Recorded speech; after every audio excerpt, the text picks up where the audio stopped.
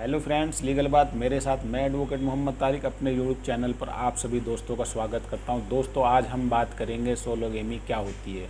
इसको एकल विवाह सेल्फ मैरिज भी कहा जाता है। इसका मतलब होता है खुद की खुद से शादी कर लेना।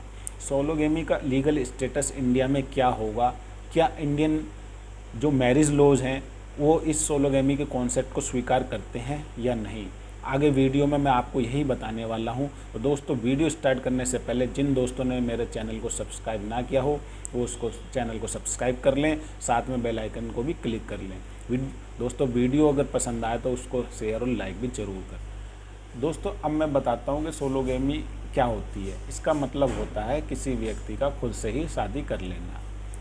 सोलोगेमी को हम ऑटोगेमी और सेल्फ मैरिज भी कहते हैं, हिंदी में से एकल विवाह कहते हैं। मतलब कि एक व्यक्ति की खुद से ही अपनी शादी कर लेना। अब जो सोलोगेमी कॉन्सेप्ट को अपना रहे हैं उनके अपने तर्क हैं, उनका मानना है, उनका कहना है कि जो सोलोगेमी का जो कॉन्सेप्ट है वो खुद के मूल्य को समझने और खुद से प्यार करने की तरफ एक कदम है।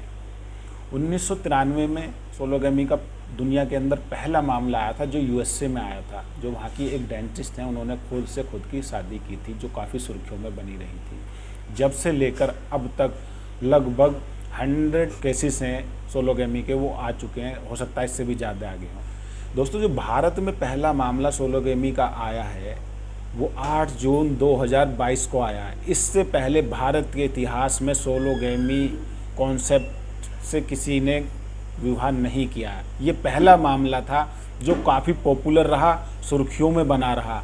और किस लड़की ने सोलोगेमी कॉन्सेप्ट के अकॉर्डिंग खुद की खुद से शादी की, उनका नाम समा बिंदु है, जो 24 वर्षीय हैं और वडोदरा बेस्ड प्राइवेट कंपनी के एम्प्लॉय भी हैं। इनके माता पिता भी दोनों इंजीनियर हैं। फादर इनके यूएसए में रहते हैं और मदर इनकी अहमदाबाद में ही रहती हैं, जो पिछले कुछ दिनों से खुद की शादी से कर सुर्खियों में बनी हुई हैं। इनका कहना है कि ये बचपन से ही खुद शादी करना चाहती थी क्योंकि ये खुद से बहुत ज़्यादा प्यार करती हैं और ये अपना ख्याल खुद रख सकती हैं। लेकिन ये कॉन्सेप्ट नहीं जानती थी कि खुद की शादी में किस तरह से कर सकती हूँ, कौन सा कॉन्सेप्ट है वो जिससे मैं खुद की शादी कर सकती हूँ। तो दोस्तों, इनको ये आइडिया कहाँ से मिलता है मैं आपको बताता हूँ, जो ये अपने इंटरव्यू में खुद बताती हैं। ये नेटफ्लिक्स पर वेब सीरीज़ देख रही होती हैं जिसका नाम होता है एनी। तो वहाँ पर एक डायलॉग होता है जिसमें कहा जाता है कि I want to be a bride but not a wife. मतलब कि मैं दुल्हन बनना चाहती हूँ लेकिन पत्नी नहीं। ये सुनकर समा बिंदु को कुछ आइडिया मिलता है अपने जिस कॉन्सेप्ट को वो तलाश रही थी बचपन से ही। वो सीधी गूगल बाबा के ऊपर जाती हैं और वहाँ पर सर्च करती हैं, तो उन्हें वहाँ पर ये सोलोगेमी का कॉन्सेप्ट मिलता है। उसके बाद ये अपना मैरिज कार्ड इंटरनेट पर डाल देती हैं जो 11 तारीख को होने वाली होती है। लेकिन कुछ थ्रेट्स मिलती हैं इनको, जगह की प्रॉब्लम्स आती हैं, तो ये प्रीपोन कर उस शादी को 8 जून 2022 को कर लेती हैं। अब दोस्तों, ये शादी किस तरह होती है, इसमें क्या होता है, वो मैं आपको बता देता हूँ एक बार। उसके बाद में मैं आपको बताऊँगा कि इस शादी का लीगल स्टेटस क्या होगा, क्या ये वैलिड होगी या नहीं होगी, वो मैं आपको बता देता हूँ। एक बार थोड़ा ब्रीफिंग दे देता हूँ मैं इसके बारे में। दोस्तों, इस शादी में जो खास बात है वो ये है कि इस शादी में दुल्हन के साथ ना दूल्हा होता है, ना शादी कराने वाले पंडित जी होते हैं तो जो समा बिंदु होती हैं उनके कुछ करीबी दोस्त होते हैं, 2 4 5 जो भी होते हैं। हवन कुंड भी पूरा जलाया जाता है, हल्दी का प्रोग्राम रखा जाता है, संगीत का प्रोग्राम रखा जाता है, मंडप भी प्रॉपर तरीके से पूरा सजाया जाता है। और हवन कुंड के सामने अपने हाथ से अपनी मांग भरती हैं, गले में मंगलसूत्र पहनती हैं, क्योंकि मंत्रों को जाप करने के लिए पंडित जी नहीं होते हैं, इसलिए यूट्यूब पर जो है मंत्रों को प्ले कर दिया जाता है। और इस तरह हवन कुंड के सामने 7 फेरे लिए जाते हैं और इस तरह वो अपनी शादी को मुकम्मल कंप्लीट कर लेती हैं।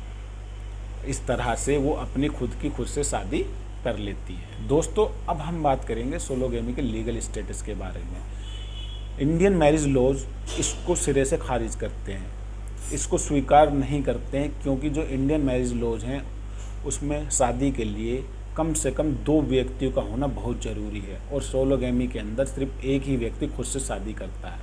तो ये यहीं पर ही नल एंड वॉइड अपने आप हो जाती है शादी, क्योंकि ये शादी होती ही नहीं है।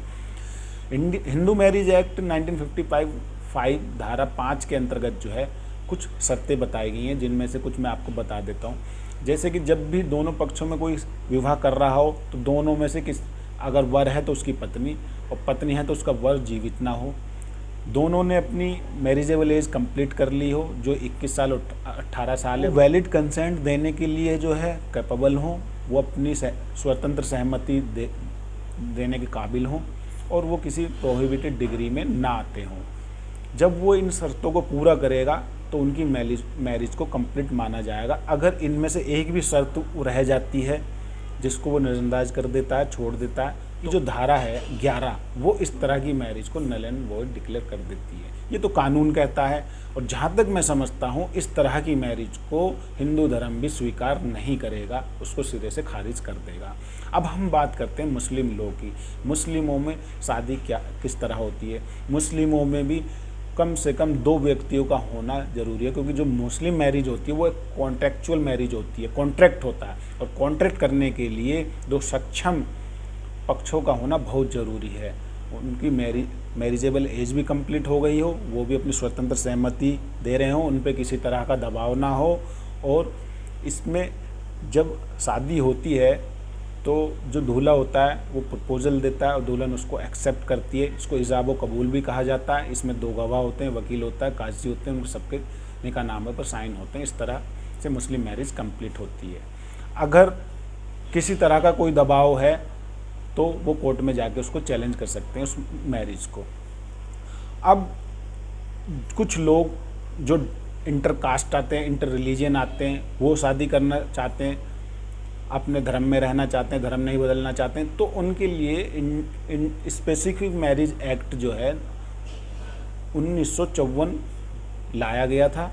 जो लोग अपने धर्म में रहकर अपनी धर्म नहीं बदलना चाहते हैं और इंटर रिलीजन जाकर शादी करना चाहते हैं, स्पेसिफिक मैरिज एक्ट के थ्रू रजिस्ट्रार ऑफिस में जाकर अपनी मैरिज के लिए अप्लाई कर सकते हैं। वहाँ पर उनकी शादी कंप्लीट हो जाएगी। अब एक इसमें डॉक्यूमेंट होते हैं, जब उसमें एक कॉलम आता है कि आर यू मैरिड और नॉट, तो अगर आप सोलोगेमी कॉन्सेप्ट से मैरिज कर रहे हैं तो आप वहाँ पर मैरिड को जो है नहीं लिख सकते हैं, क्योंकि आपका जो स्टेटस है वो मैरिड का नहीं है।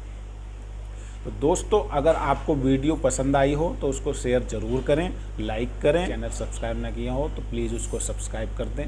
अब मिलेंगे हम अपनी नेक्स्ट वीडियो में, जब तक के लिए बाय बाय।